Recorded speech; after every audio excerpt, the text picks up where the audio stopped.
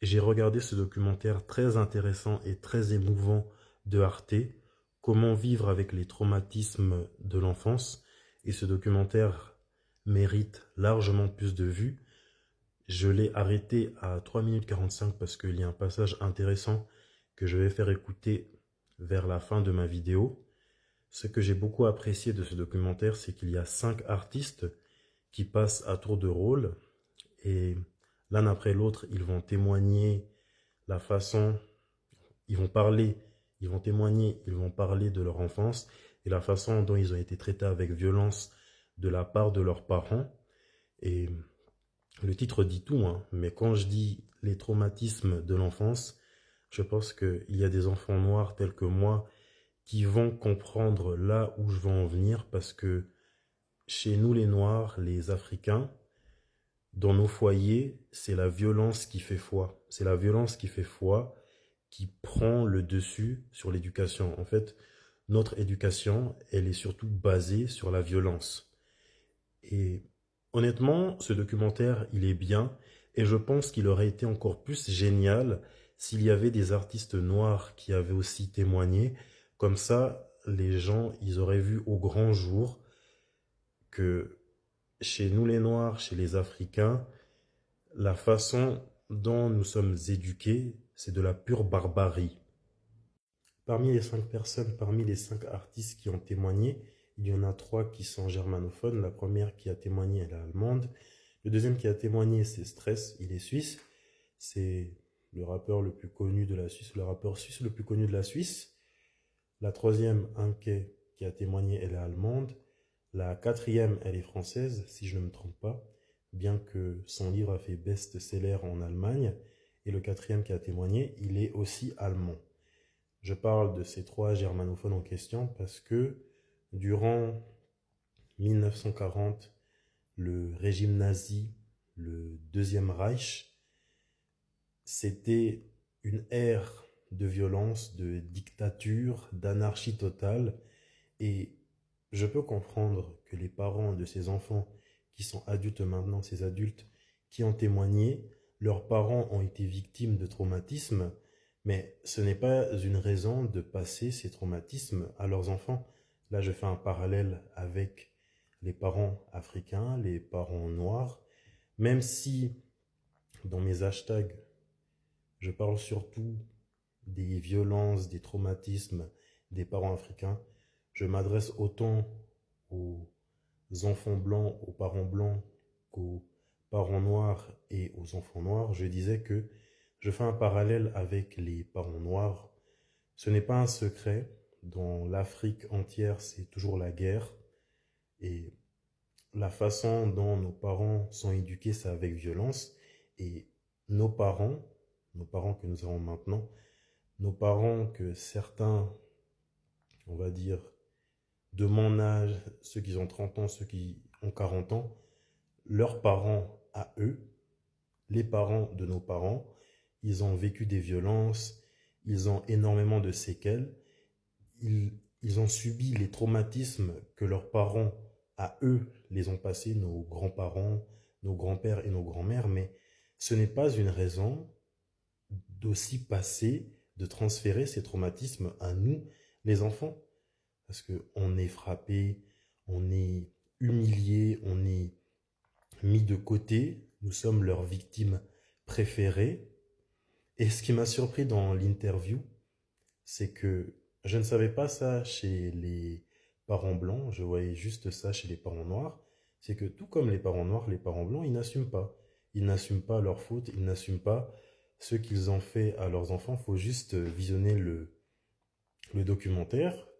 Il y a 2 enfants qui confrontent leurs parents en disant maman, tu m'avais fait ceci. Et leur mère n'assume pas. Non, c'est pas vrai. Non, je m'en souviens pas. Les parents noirs, ils sont très doués parce que ils ont une très bonne mémoire. Ils ont une très bonne mémoire. Ils se souviennent de tout le mal qu'on les a fait. Ils ne se souviennent jamais du bien qu'on peut leur apporter. Ils se souviennent de tout le mal qu'on les a fait. Et quand nous, on leur dit, maman, en 2002, en 2004, tu m'as fait énormément de mal, tu m'as insulté, ah, je m'en souviens pas, je m'en souviens pas. Et que ce soit chez les parents blancs ou les parents noirs, ils savent que vieillir, ça joue ils savent que vieillir, ça joue une importance majeure de leur côté. Car une personne qui vieillit, c'est une personne qui aura des trous de mémoire. Donc, le jour où on veut les confronter, parce que je ne sais pas pourquoi il y en a, ils confrontent leurs parents quand ceux-ci deviennent des personnes âgées. Donc, ils savent que le jour où ils deviendront des personnes âgées, le fait de dire que je ne m'en souviens pas, ça sera la meilleure excuse valable. Et les 5 personnes qui témoignent justement, ce sont 5 artistes. Et les artistes, ceux que nous avons en commun, bon, moi je ne me considère pas vraiment comme un artiste, mais ce que nous avons en commun, c'est que on n'a aucune honte à exprimer nos émotions, nos sentiments à travers notre art. Nos émotions, nos sentiments que nos parents n'ont jamais voulu valider, n'ont jamais voulu prendre en compte. Ils ont voulu refouler ça, qu'on refoule ça parce que eux-mêmes, leurs parents les ont appris à refouler leurs sentiments et leurs émotions. Donc nous, les artistes, on n'a aucun mal. Moi, j'exprime mes émotions et mes sentiments à travers mes textes, mes dessins, mes peintures. Et les 5 artistes qui témoignent, ils expriment ça différemment à travers les films, à travers le rap, à travers les dessins. Moi aussi, je fais ça à travers les dessins et à travers les livres, je crois que j'ai déjà dit, et à travers les pièces de théâtre. Les pièces de théâtre, ça rentre aussi dans... C'est une forme d'art. Et il y a celle qui témoigne au début, Julia Berhold, qui a fait un film pour, pour raconter sa vie et les violences qu'elle a vécues. Je pense aussi, j'aimerais aussi faire un film sur ma vie, tout comme Stress, il a fait un livre sur sa vie. Je veux aussi faire un livre sur ma vie en tant qu'enfant africain, histoire de rompre le silence sur ce que nous vivons. Là, je ne veux minimiser les peines de personne parce que je sais que les enfants blancs, ils sont aussi victimes de traumatismes et le fait de révéler ces traumatismes au monde, que ce soit les enfants blancs ou noirs, c'est une honte. Mais le problème, c'est que chez les noirs, c'est tabou. Il ne faut jamais en parler, ça doit rester entre la famille. Et ça, c'est plus destructeur qu'autre chose. Donc j'aimerais faire un film sur ma vie et un livre sur ma vie, histoire d'encourager les victimes à parler.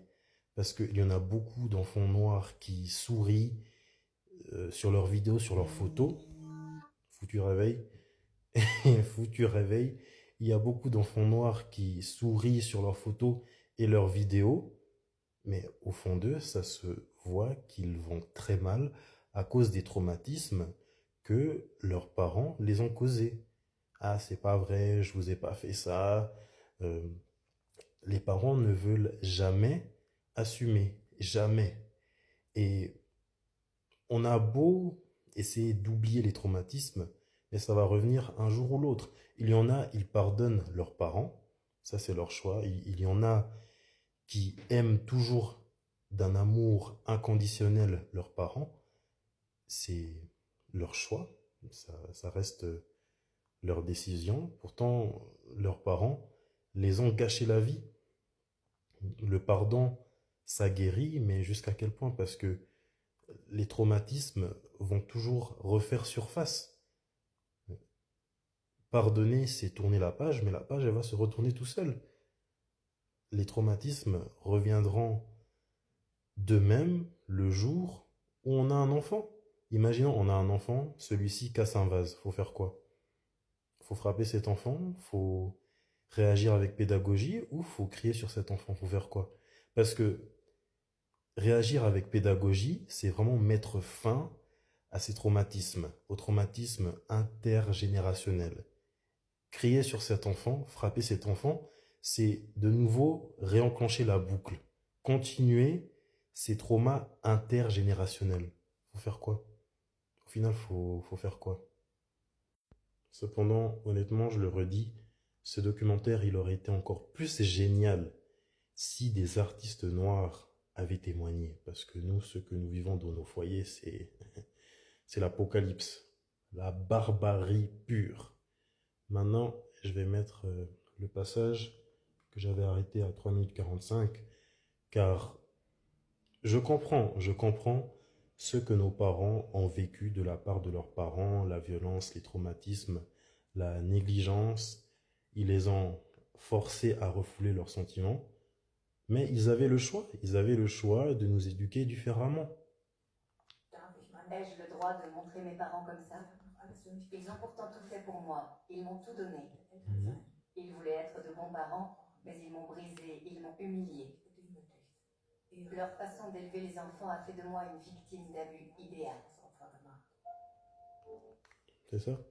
Au final, nous restons leur punching ball. Ils ont fait de leur mieux pour nous éduquer. Ils nous ont ramenés en Europe ou n'importe où dans le monde afin que nous ayons une vie meilleure. Cependant, ça ne justifie pas la violence, les maltraitances qu'ils nous ont fait subir.